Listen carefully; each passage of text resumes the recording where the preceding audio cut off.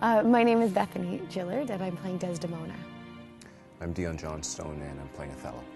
Well, Othello's on a brief rest from war. And during that time, Desdemona's father, Brabantio, has invited him over to their house. It's through that they begin to personally interact with each other. And through the telling of his stories, he begins to realize, that she likes him. I think things move fairly quickly between them because she hears this story of his life and she starts to understand the picture of this extraordinary man. Iago being the prime motivator of the events in the play, I think speaks to feelings that we all have of envy, of feeling at times in our lives passed over by fate. A big factor that clouds Othello's ability to see things is this seed of doubt that's mixed into his world, into his mind and thoughts. I think Othello is a person who needs certainty in his life, and it's how he's been successful as a general, as a warrior. He doesn't deal well with sitting in this realm of being uncertain, and so to be in this situation where now it's his love, it's his soul, that's being called into question. He needs an answer, and he can't exist in that half measure of I think she's honest and I think she's not. I think you, Iago, are just, and I think that you're not. I can't deal with this. I need absolute proof, and I need it now. And I think that anxiety causes him to rush. And it leaves him prey to Iago, because Iago seems to be the only person that's feeding him any kind of truth. I'd rather have Desdemona's life and death than Iago's life.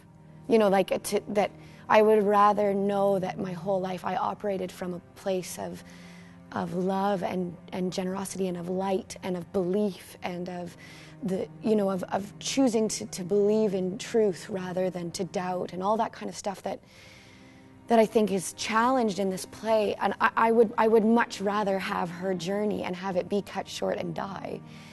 It's so challenging between them, and they're both fighting for each other's lives, but they both don't have all the facts, and there's no way to rectify the situation anymore. And you think maybe there's a moment when they get to sit down on that bed together and she says to him, "What's the matter? Finally, maybe we can have the conversation. What's the matter?" And he says, "The handkerchief, and you gave it away." And she says, "No." There's a sense also of wanting to save him from making a huge mistake. I mean, it's such an understatement, but from also, damning his own soul. Instead of condemning him, instead of getting some kind of revenge, instead of finding hate in her heart, she dies the way she lived. She finds love in that moment, and the play doesn't end there. I know whenever I let go, it's a really difficult thing to then lie dead on that bed. There's still 15 minutes of play, and the world falls apart, and I hope that in the larger context too, I know for myself, I hope that a character like her means something in the world now. We always, on an inward level, have to be sort of attending to our own thoughts and being conscious of what we're telling ourselves, because if you let that slip, it is an easy slide to unraveling your own life.